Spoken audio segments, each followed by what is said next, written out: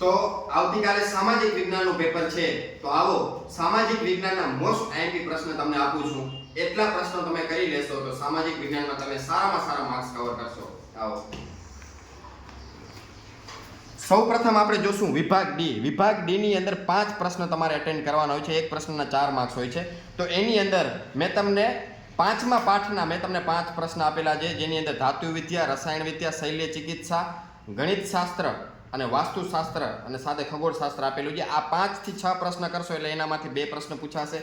એના પછી કૃષિવાળો જે પાઠ છે એનામાંથી મેં તમને કીધેલા છે, બરોબર. તો એ તમે કરી નાખશો તો એનામાંથી 2 પ્રશ્ન પૂછાશે. અને એક નકશો, નકશામાંથી એક પાક, એક ખનિજ, એક ઉદ્યોગ, એક અભયારણ્ય અને એક જમીન, આટલું કરી નાખશો એટલે નકશો એટલે વિભાગ ડી ના તમારે 20 માર્ક્સ ક્યાંય નહીં જાય. એના પછી વિભાગ સી, તો એના માટેના મેં તમને પ્રશ્નો અહીંયા કને આપેલા છે. 18મા પાઠના આપેલા છે, બરોબર.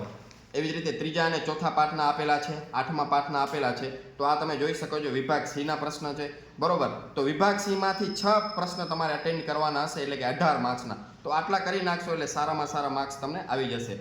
એના પછી જે વિભાગ બી, તો આ વિભાગ બી ના પ્રશ્નો પણ અહીંયા કને તમારે આપેલા છે, બરોબર. પહેલા પાઠના, બીજા પાઠના, 3જા પાઠના, 6ઠાના, 12માના, 13માના અને 20મા પાઠના, બરોબર. આટલા પ્રશ્નો તમે કરી નાખશો એટલે વિભાગ બી, સી અને ડી તમારું કવર થઈ ગયું. અને સાથે સાથે વિભાગ એ આટલા પ્રશ્નો વાંચશો એટલે એમાંથી ઘણું બધું તમને વિભાગ એમાં પણ કામ લાગશે.